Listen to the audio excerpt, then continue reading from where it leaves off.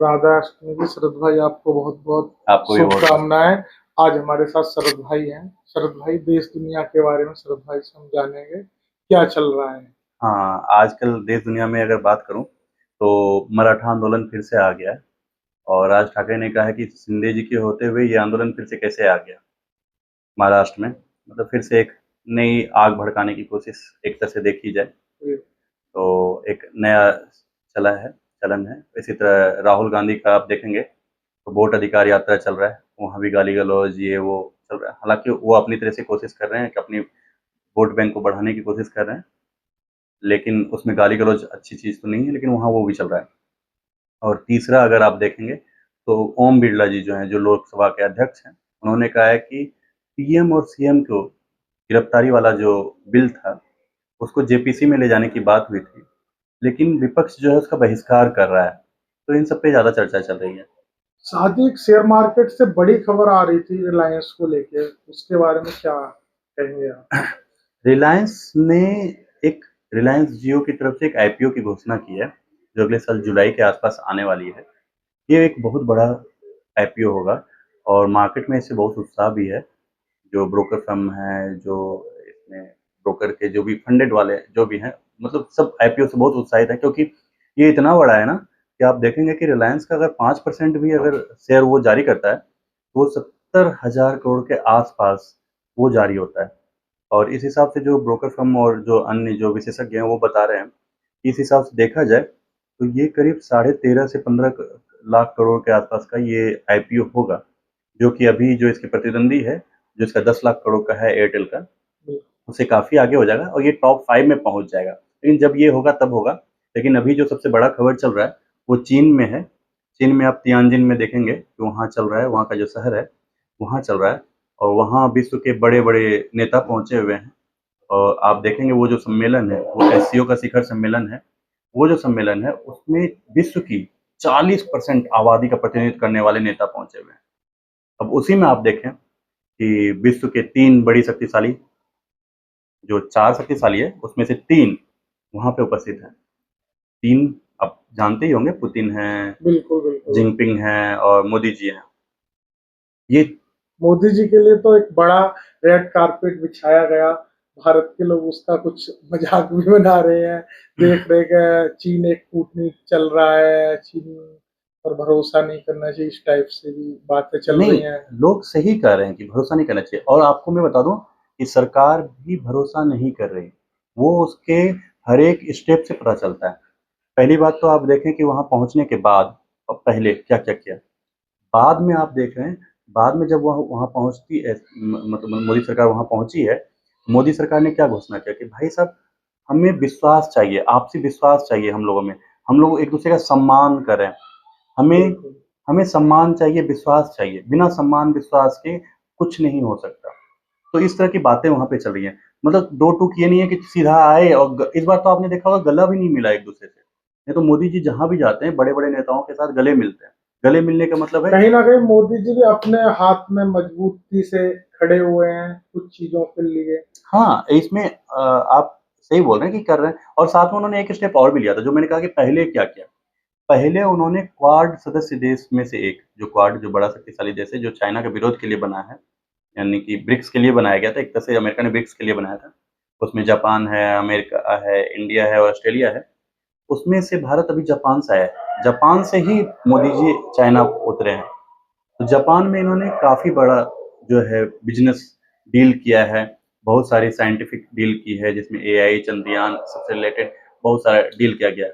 चीन पहुंचने से पहले ऐसा क्या हुआ कि अचानक मोदी जी ने टिकटॉक को बैन हटा दिया?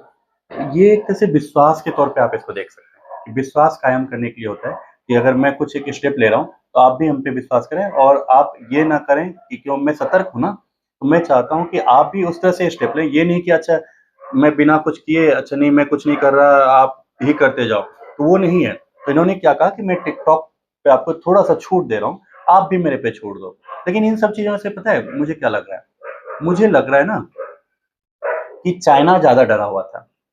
चाइना इसलिए डरा हुआ है क्योंकि अभी जिस तरह से भारत पे कहा कि रसिया का तेल खरीदोगे तो 25% एक्स्ट्रा टैक्स टैरिफ लगा देंगे, उसी तरह चाइना को कहा है कि अगर तुम रेयर मटेरियल पे प्रतिबंधित करोगे तो मैं तुम पे 200% का टैक्स लगा दूंगा। तो ये जो टैरिफ वाला जो डर है ना, कि ऐसे ही चाइना की जो इकोनॉमी है वो मतलब नीचे जा रही है, डाउनफॉल में है। टैरिफ का डर तो भारत को भी कहीं ना कहीं होना चाहिए। टैरिफ के लिए तो धमकी ट्रम्प भी कई मैं बार दे चुके हैं। मैं अगर कहूँ, मैं इस पे ना आगे आऊंगा कि टैरिफ का डर क्यों नहीं भारत को ज्यादा है, भारत ने क्या क्या स्टेप लिए हैं।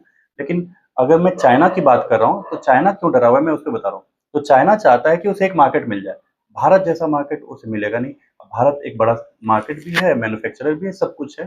तो एक दोस्त अगर उस तरह का मिल जाता है तो अब जब गिरती अवस्था में अगर किसी का सहायता मिल जाए, वो भी बराबर वाले का, तो आपको चलना आसान हो जाता है।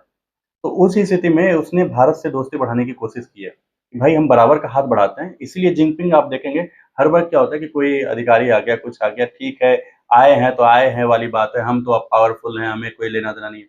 लेकिन चूंकि चाइना की इकोनॉमी खुद ही गिर रही है, तो इस कारण से चाइना ने क्या कहा कि चलो भारत आया है तो भारत के साथ मिलकर के हम दोस्ती करते हैं, अमेरिका से भारत की दुश्मनी हुई, इसका फायदा उठाया जाए। मतलब ही। हाँ, मतलब पूरे वर्ल्ड में, अभी मैं कल के मैंने अपने ब्लॉग में भी बताया था कि पूरे वर्ल्ड में यही है कि आर्थिक और स्वार्थ दो ही चीज पे फोकस होता है, आपके तीसरे चीज पे फोकस ही नहीं है। मैं अगर आर्थिक रूप से कमजोर हो रहा हूँ ना, मैं सोचूंगा कि ठीक है मेरा दुश्मन भी है ना, अगर वो मुझे फायदा दे रहा है तो मैं उसके पास चला जाऊंगा। अभी यही चल रहा है और यही चीज चाइना ने, भारत भी जा रहा है। क्यों? अब मैं इस पे एक तीसरे मैटर पे आता हूँ। मैटर जो मैंने अभी आपसे बात की थी कि मैं क्यों सोच रहा हूँ कि इसमें भारत उतना ज़्यादा दिक्कत नहीं है भारत को, चाइना को ज़्यादा दिक्कत है। जैसे कि अमेरिका और भारत ये क्वाड के मेंबर हैं। अब आप सोचिएगा, मैं ये नहीं कि मोदी जी का बड़ाई कर रहा हूँ तो आप मुझे कह दें कि गोदी मीडिया से आप वगैरह मोदी जी का बड़ाई करते हो, ये करते हो। मैं मोदी की बड़ाई नहीं कर रहा, मैं भारत की बड़ाई की बात कर रहा हूँ कि भारत की जो स्थिति है ना, उस स्थिति को रख रहा हूँ कि अभी जो स्थिति बनी हुई है उस स्थिति में भारत के पास कितने मौके हैं और क्या इस मौके को भुनाने के लिए 2 या 3 एक ग्रुप ने एक प्लान किया है, जो कि किसी को नहीं, क्योंकि एक जब ये इस तरह के प्लान होता है तो किसी को बताया नहीं जाता। तो ये प्लान इस मामले में है कि आपने देखा होगा कि चाइना की स्थिति मैंने अभी बताया था कि गिरती जा रही थी और इस तरह से हो रहा था कि चाइना अलग-थलग पड़ रहा था। और उस स्थिति में एक बार आया भी था कि वो शायद अपने रेयर मटेरियल पे प्रतिबंध लगाने की कोशिश कर रहा था। और रेयर मटेरियल वो चीज़ है जिससे कि आपका डिफेंस सेक्टर, आपका मतलब कोई भी ऐसा सेक्टर अछूता नहीं है जिसमें कि आप आजकल बिना चिप के चलता हो। आपका वॉशिंग मशीन हो, फ्रिज हो, मोबाइल हो, कुछ भी है, सब कुछ उसी से चलता है आपका। सेमीकंडक्टर सब कुछ उसी से, मतलब कंप्यूटर है, सब कुछ जो भी आप देख रहे हैं ना, सब कुछ आजकल तो घर के पंखे भी उसी से चलने लगे हैं। पंखे में भी सब कुछ वही है, टीवी वूवी सब कुछ। मतलब अधिकतर चीज़ें, मतलब रुक सा जाएगा, पूरा थम सा जाएगा। और चाइना अगर ऐसा कर देता, तो जितना अमेरिका को टैरिफ से मतलब कि नुकसान नहीं होने वाला, जितना भारत को टैरिफ से नुकसान नहीं होने वाला, उससे नुकसान होता है। तो इस कारण से मुझे लगता है कि भारत और अमेरिका ने मिल करके एक एक समझौता किया। कूटनीति, एक नई रणनीति हाँ, तैयार रणनीति की है। तैयार की है और इसी में जापान के साथ भी मिल करके, इसीलिए आप देखते हैं कि जापान से जब समझौते की इस बार बात आई, तो पहले क्या होता था, अच्छा प्लान चलेगा, आगे बात होगा, फिर डिसीजन लिया जाएगा। अभी धड़ाधड़ डिसीजन लिए गए, धड़ाधड़ मतलब समझौते किए गए हैं कि एकदम जल्दी से जल्दी किया जाए, सब कुछों पे, चाहे चंद्रयान हो या एआई, सेमीकंडक्टर, सभी चीज़ों पे बात हो, जितने भी साइंटिफिक तरीके से मतलब दोहन किया जा सकता है अपनी चीज़ों का, उसका यूज़ किया जाए। तो मुझे लगता है कि भारत में रेयर अर्थ यहाँ भी मिला है, रेयर मटेरियल यहाँ भी भारत में भी बहुत सारा मिला है, लेकिन उसका दोहन अभी नहीं किया जा सकता। उसे करने के लिए आपको उसका उपयोग में लाने के लिए आपको कुछ समय चाहिए। तो वो समय जो चाहिए वो सीधे नहीं हो सकता, उसमें पैसे भी लगते हैं, फंड भी चाहिए, बिल्कुल। तो वो फंड जापान फंडिंग करेगा, वो फंड जापान से करवा दिया गया, साथ में उसका साइंटिफिक सपोर्ट भी ले लिया गया और इस तरह करके मिल करके अब चाइना के पास इसलिए भेजा गया कि चाइना वो स्टेप ना ले, रेयर मटेरियल पे प्रतिबंध वाला। एक अमेरिका ने दबाव डाला कि भाई डालोगे तो 200% लगा दूंगा, अभी नहीं तो तुम 19% पे, 20% पे हो, 25% पे हो, तो उस पर खुश रहो। तो तुम्हें अगर उस पे खुश रहना है तो मत लगाओ। तो उससे क्या होगा कि अब वो भारत से दोस्ती बढ़ा है, तो भारत को तो रेयर, अभी भारत के साथ समझौता, विदेश, उसके जो विदेश मंत्री आए थे, हाँ विदेश मंत्री अभी कुछ दिन पहले आए थे, उन्होंने रेयर मटेरियल पे ही समझौता करके गया कि अच्छा भारत को मिलेगा। तो ये तो पहले से सक्सेस हो गया, रेयर मटेरियल पे समझौता हो चुकी है अभी भारत की चाइना के साथ। तो भारत के साथ तो बंद नहीं होना है, तो भारत को मिलेगा मतलब कि विश्व को मिलेगा। भारत को मिलेगा मतलब भारत मैन्युफैक्चर कर रहा है सब चीज़ों को, तो सामान विश्व को मिल गया तो दिक्कत तो नहीं है, बंद तो नहीं होने वाला। जापान भारत को सपोर्ट कर रहा है तो जापान को भी सपोर्ट हो जाएगा, जापान रेयर अर्थ पे मतलब ध्यान देगा। तो इसका आप देखते हैं कि चाइना को इसलिए रखा गया कि चाइना से लिया जाए, भारत में तो मैन्युफैक्चर हो रहा है तो भारत को सपोर्ट मिलेगा, क्योंकि जापान से मान लो किया जाता, डर कराया जाता है, तो जापान और चाइना की तो लड़ाई है, मान लो दोनों की दोस्ती भी हो जाती, जापान कितना मैन्युफैक्चर करेगा? मैन्युफैक्चर बाजार तो भारत है ना, सस्ती कहाँ पे है बाजार, सस्ता बाजार कहाँ है, सस्ता मजदूर कहाँ मिल रहा है, अभी भारत में मिल रहा है। छोटे छोटे देश इंडोनेशिया वियतनाम भी है, लेकिन उन पे भरोसा नहीं कर सकते, वो इतने बड़े स्केल पे नहीं कर सकते जितना बड़ा स्केल भारत में किया जा सकता है। वो चाइना के बराबरी में जा सकता है और चाइना उस पर विश्वास कर सकता है कि हाँ यही मार्केट है जिसपे कि मैं विश्वास कर सकता हूँ, इस मार्केट में मैं जा सकता हूँ। वियतनाम सब तो उसके एक तरह से कहो कि कठपुतली से बन जाएंगे, तो इसलिए कठपुतली नहीं बनाना है, सपोर्ट लेना है, बराबरी पे रखे, इस तरह की चीजें करनी है। और इसी कारण से, और इसका अगर आप एक दूसरा तरीके से सोचें कि कोई दोस्त है, भारत और अमेरिका एक बहुत अच्छे दोस्त हैं, ये भी अभी तक 25 सालों से इस पे बहुत कोशिश की जा रही थी।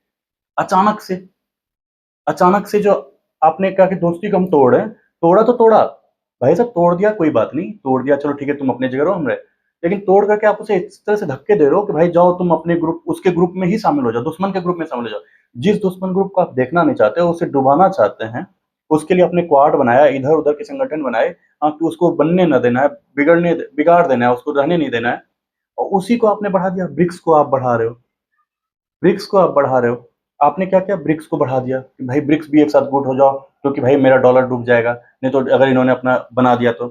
लेकिन आपने उस चीज का डर को नहीं देखा कि डॉलर डुबा सकता है, अगर ये बन जाते हैं तो एक कंप्लीट एक टक्कर में आने वाला एक तरह से आप कहें कि एक डॉलर की तरह का एक रुपया आ जाएगा, वो बराबर में लड़ने वाला आ जाएगा। तो जब बराबर में लड़ने वाला आ जाएगा तो आपके डॉलर की तो कुछ ना कुछ तो मार्केट को खाएगा, तो वो आपके मार्केट को गिरा देगा। वैसी चीज को आप बढ़ावा दे दिया। उसी तरह आपने चाइना से दोस्ती करवा दी, एससीओ को बढ़ा दिया, अब चाइना भारत और रशिया को ट्रम्प बढ़ा दिया। सरकार आने में कहीं ना कहीं मोदी सरकार का भी अहम योगदान है। हाँ, मैं आपने सही आपने याद दिलाया कि ट्रम्प जब सरकार आई थी तो दोनों की दोस्ती, ट्रम्प ने ये कह के कि भारत मेरा दोस्त है, मोदी के बारे में बोल करके, और यहाँ तक कि उसने जितने भी अपने कैबिनेट में मंत्री रखे हैं उसमें से देखेंगे आप, भारत से जुड़े हुए बहुत सारे बड़े बड़े मंत्री हैं, बड़े बड़े पोस्ट पे मंत्री हैं, और आपने देखा कि अचानक से सारे मंत्रालय चुप्पी पे। क्यों? क्यों चुप्पी पे क्यों है? इसके पीछे यही एक रीजन हो सकता है, क्योंकि मुझे लगता है कि इन लोगों ने मिलकर के प्लान बनाया है, कैबिनेट को चुप रहने के लिए कहा गया, और इमरजेंसी के तहत ही इस प्रस्ताव को लिया गया कि टैरिफ, अमेरिका में क्या है ना कि टैरिफ ऐसे नहीं लगाया जा सकता, राष्ट्रपति ऐसे नहीं लगा सकता, उसके लिए पहले कैबिनेट में जाएगा, सीनेट उसे पास करेगा, तब जाकर के टैरिफ लगेगा, सीनेट के पास अधिकार होता है। लेकिन सीधे राष्ट्रपति ने लगाया, इमरजेंसी के तहत लगाया, क्योंकि आप इस मामले को कैसे आप जानेंगे कि अभी अभी वहाँ के हाई कोर्ट, जैसे यहाँ हाई कोर्ट होता है ना, उस लेवल का वहाँ के कोर्ट ने अभी टैरिफ को निषेध घोषित कर दिया कि भाई ये जो है अवैध है, आपको इसके लिए सुप्रीम कोर्ट जाना पड़ेगा, 18 अक्टूबर तक का आपके पास समय है, क्योंकि ये इमरजेंसी में लगाया जा सकता है। लेकिन ट्रम्प प्रशासन इसे इमरजेंसी की तरह ही दिखा रहा है, तो इसका मतलब है कि फिर बात होगी आगे, क्या स्टेप लिया जाए, देखो आगे क्या होता है। लेकिन जहां तक मुझे ये लग रहा है, यही एक मैटर है कि अब आप कहेंगे कि भाई ट्रम्प और मोदी, इसमें मोदी का तो चाल नहीं है, मोदी के साथ मिलकर के, क्योंकि पीछे भी सरकार को चलाने के लिए, विश्व को चलाने के लिए अमेरिका ने भारत को रसिया से तेल खरीदने के लिए कहा, तो इस बार भी यही है कि रसिया, मोदी ये सब मिल करके, सॉरी अमेरिका, मोदी, ये सब मिल करके, जापान सब मिल करके चाइना को, विश्व को नुकसान पहुंचाने से रोकने की कोशिश कर रहे हैं, क्योंकि चाइना विरोधी तो है, लेकिन उसे इस तरह से नुकसान न पहुंचाने दिया जाए विश्व को, तब तक में अपने आप व्यवस्था कर ली जाए, दूसरा एक ऑप्शन बना लिया जाए, उसके बाद उससे लड़ा जाए। तो इसलिए मुझे लगता है कि ये प्लान किया गया है, जो कि अभी आपको दिख रहा है, क्योंकि ऐसे भी कपड़ा उद्योग ये सब के बारे में आप देखेंगे ना, तो सरकार जीएसटी में छूट देने वाली है, जीएसटी का 2 स्टेप लाने वाली है, तो डायमंड हो सकता है कि डायमंड, बहुत लोग करें कि नहीं डायमंड को ऊपर के लेवल पे कहीं ना पहुंचा कहीं जाए। बिजनेसमैनों को इससे जुड़े हुए थे उनको टॉप अप दे रही है, हाँ ताकि टॉपअप, उनको हाँ राहत मिल सके। उन्हें इंसेंटिव मिल जाएगा, और साथ में उनका जैसे मानो कपड़ा उद्योग है उसे शायद 5% का टैक्स है, तो उनको 5% से शायद जीरो भी कर दे, या 1-2% का बना करके एक मिनिमम वाले पे डाल देंगे, तो उनका टैक्स से छूट हो जाएगा, तो उन्हें छूट हो सकता है कि 2 साल के लिए उन्हें टैक्स ही न देना पड़े, 2 साल के बाद बढ़ाएंगे, तब तक में 2 साल में जब तक में हो जाएगा, तब तक में 2 साल के बाद 5% पे ले आएंगे, फिर से 2 साल के लिए टैक्स फ्री कर दे, जीरो पे लेके आ जाए उनको। इसी तरह डायमंड को जो है पहले 18% पे होगा, शायद देखना पड़ेगा मुझे, शायद 18 या 25 पे था, वो 12 पे अगर आ जाता है तो वो भी सीधे सीधे उन्हें भी छूट मिल गई, तो उन्हें भी फायदा हो गया। तो अब देखना पड़ेगा, जीएसटी का आने के बाद ही पता चलेगा कि क्या वाकई में वही चल रहा है या कुछ नया प्लान चल रहा है, या वाकई में ऐसे किया गया है जिसका कि भारत उपयोग कर रहा है, अच्छा चलो मिल करके करते हैं, तो उसमें भी भारत के दोनों हाथ में लड्डू है। अमेरिका पता नहीं क्यों कर रहा है, कैसे कर रहा है, अगर इस तरह से बात नहीं है तो उसके नुकसान की ज़्यादा मुझे फिक्र है, मुझे लगता है उससे ज़्यादा नुकसान होगा। भारत तो अपना उपाय ढूंढ ही लेगा, क्योंकि अगर दो देश बड़े शक्तिशाली, उन्होंने कहा 40% आबादी वाला अगर आ जाता है तो वो तो अपने आप में ही अलग मतलब बात को दिखाता है। चलिए, बहुत बहुत स्वागत आपका। धन्यवाद। धन्यवाद।